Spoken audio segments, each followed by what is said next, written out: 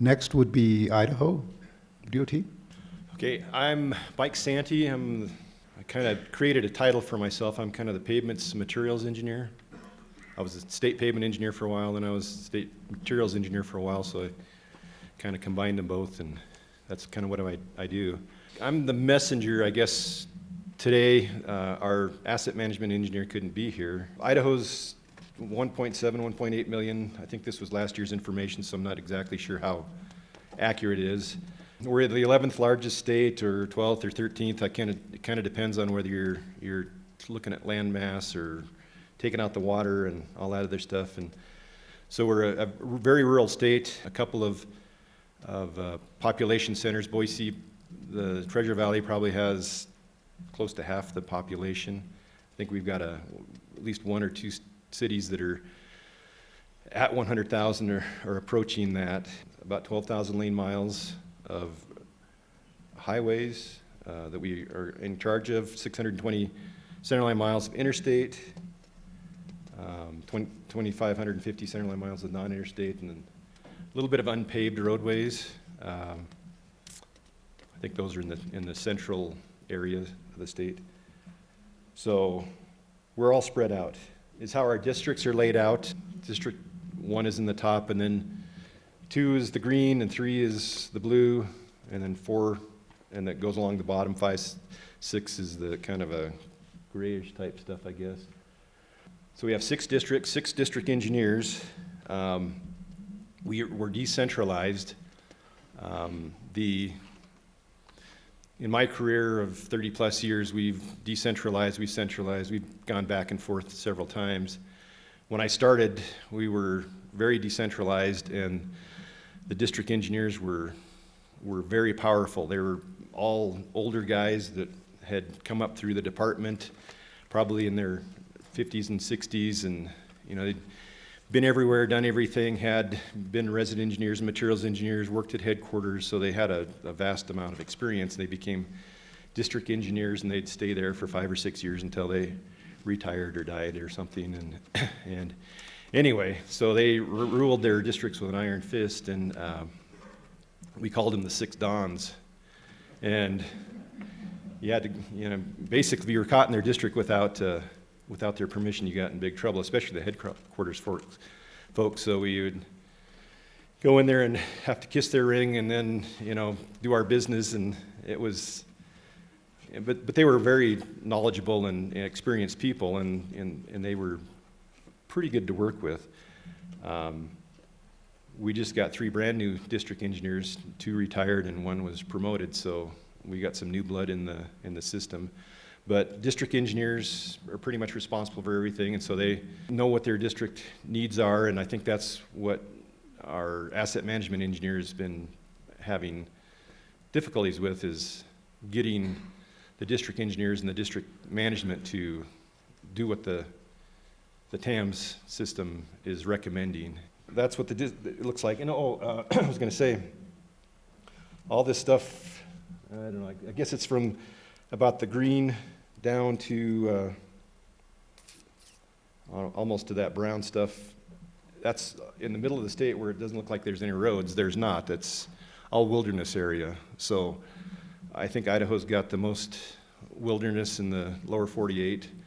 And so we have no roads. There's nothing in that area. We don't have much of anything. I think there's some airstrips and a few things like that, but it's all roadless area, Frank Church, River of No Return wilderness area, a lot of stuff like that. So that takes a big chunk out of the middle, and it's extremely rough, and I'm very thankful we don't have to try to push roads through that kind of stuff, because it's pretty tough. So roads across the top, Interstate 90, then US 95 runs up and down the left-hand side, Interstate 84 runs across the bottom, and so those are the routes that we take care of. Middle is pretty much just mountains and not much in there. This is some of the preservation treatments. We've got seal coats. You can see what we do. We program our seal coats typically we try to, if it's a federal aid project, we include the seal coat with the project. If we're building something with state funded, we typically package the seal coats and do areas. We've gone to warranty chip seals in the last 6 or 7 years, and we've had mixed success with that. Some of them work, some of them don't. Some of the contractors have had to come back and do some stuff. Others skate by the 6 or 7 month warranty period and they're home free. We pretty well stole it from Montana DOT, so I hope they did it right because we're doing the same thing they are. We're starting to do a lot more microsurfaces.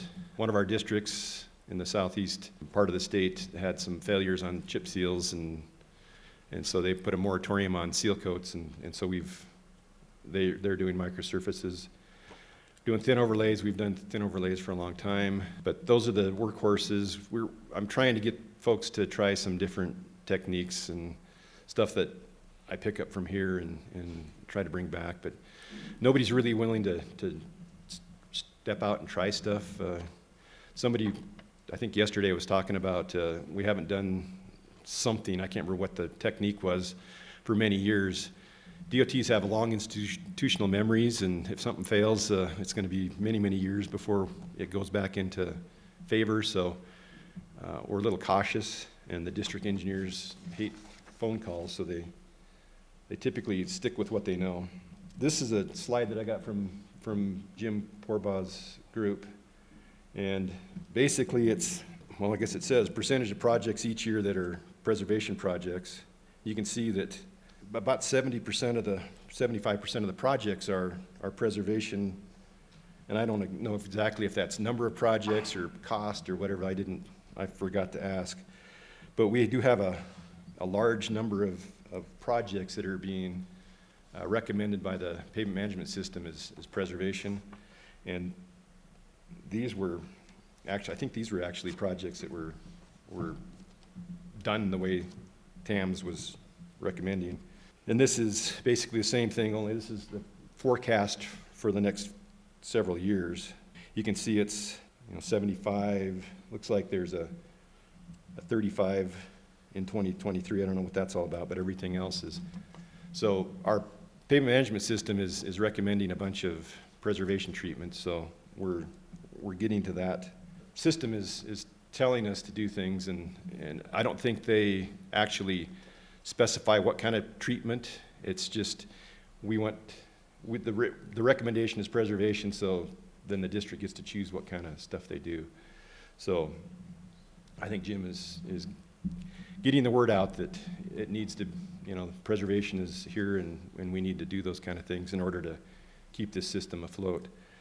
There's a couple other things, and I don't know if I didn't put a slide in. A couple of years ago, we got into a pooled fund using the travel speed deflectometer. Everybody know what that is, and the buy-in was like $25,000. Well, Idaho put in $660,000. We're going to get a whole bunch of our state run with the travel speed deflectometer, and last week Jim did a presentation, and he said that the company was out here for the first round, and they're way behind schedule. Apparently, they didn't realize that Idaho had mountains and curvy roads, and trying to run that great big semi down the road kind of slowed them down. They were hoping for miles and miles of straight stretch. So they're collecting the data, and so hopefully we'll get into a position where we have deflectometer information through the network and ground penetrating radar. So we'll have those components for our TAM system plus our pavement design folks.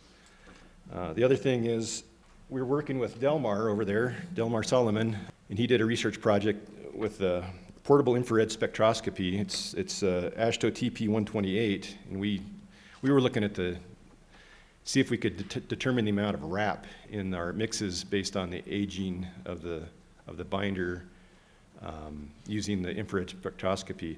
And we put in another research project that didn't make it, but it was more towards the pavement management part of it. And we wanted to see if we could, as our pavement management group was out collecting data, we would use this infrared spectroscopy thing to kind of determine the actual age of the pavement, because right now we do every 7-year cycle, we do a seal coat. And then we do inlays. The idea is to get rid of that aged, couple inches. We don't know how much it's aged, so we take 2 inches out of it. But we were hoping, we would get a core and we would measure the oxidation level along the depth. And so if oxidation was only down 1 inch and your top-down cracks are only going down a little bit, we could tailor our mill and fill to only take the material that's really aged. We presented that for the last couple of years, and it hasn't risen to high enough to get funding. But that was what we were trying to do, is actually see what the actual age of the pavement was, and not just do it on a cycle basis. The other thing we were going to do is go out and peel some of the material off on a chip seal and see how much protection that chip seal oil was actually giving the pavement. Is the pavement under the seal coat really less aged than, say, the shoulder that wasn't done, or something like that? So we're hoping, I'm going to give it another try, see if we can get something done and use this spectroscopy stuff for pavement management purposes. And then we do have studded tires, like everybody else. I think in the Pacific Northwest, or Northwest in general, don't mess with our guns, don't mess with our water, and don't mess with our studded tires, or else you're going to be in big trouble. We've tried to get studded tires outlawed, and it hasn't worked. But Interstate 90, I think you can drive from Coeur d'Alene to Spokane without steering. I don't know how Washington's doing on their side, but I think we're both trying to get that all fixed up. So a thumbnail sketch of what we're doing.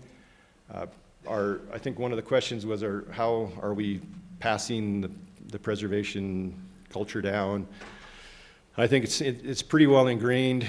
I don't think we have any formal tutoring or mentoring or anything like that. We try to tell the districts, give them stuff to think about. But, we've been doing kind of preservation stuff for a long time, and we're relying on it even more based on that kind of stuff. So our pavement management system, we use Pathways Van. There's a website called PathWeb or something like that. You can go onto our ITD website, and if you want to drive the roads, you can see what going through a windy canyon at 150 miles an hour, you can do that, and backwards and forwards and in and out, and see what the road's like, and see if we're better or worse than you guys are, and compare yourselves. But that information was top secret for many, many years. Not even people that needed it could use it. Now everybody in the world can get to it. So thank you. That's some great information. The one question I had is, our budgets are frequently based on our previous year's expenditures. Mm-hmm. So given the forecast for TAMS showing investment between 35% and 75%, is that a problem, or do you perceive that as a problem for planning for future projects, given that broad of a variability? I have no idea. Like I said, I'm on the pavement design and in the construction side of this whole equation. Jim's folks sent this slide to me. I don't know exactly how they're doing it, but yeah, I was kind of surprised at that too. I don't know what that actually meant. James.Poorbaugh@itd.idaho.gov. I'll throw him under the bus, but he's doing a great job. He's very passionate about it, and he's fighting the fight, and he's got some great ideas for pavement management and stuff like that. But too bad he wasn't here, because he did a 45-minute presentation last week at our Idaho Asphalt Conference, which covered a lot of this stuff. I have a question, but I'm not sure you can answer it either, Mike. But when you talked about, it was significant to me that TAMS was recommending nearly 75% preservation. That's really significant in terms of number of projects, probably. That's very significant, and I was kind of curious whether, when TAM's decision trees were set up, how they went about setting up their triggers for preservation, because often that's not based on condition. It's often based on, what did you do before, what's it made of, what's the traffic, and a time element usually. And what I was wondering is, because your district engineers tended to be Dons, hopefully they were involved in the process. I don't know if you know whether they were actually a part of that process to set up TAM's decision trees or not. Yeah, we had a team. Fortunately, I wasn't involved. They kind of left me out of the process, and so I was able to be kind of a reviewer and advisor to the whole thing, because I had a little bit of knowledge in several of the areas, so I didn't get forced into doing the actual work. I just kind of, I could be a critic. But yeah, we had a team, and it had district people and everybody else in there, and those decision trees have changed. I think they're working on another generation, but I hadn't seen this data before a couple weeks ago, and I was kind of surprised. I don't know exactly what the context of all this is. They may or may not, the program may or may not reflect exactly what that asked for, but that's what in order to make the whole process work, that's kind of what we were, that's what the TAMS is recommending. So, want to know anything about the infrared spectroscopy? Ask Delmar. He's the brains behind it. So, all right. Well, thank you.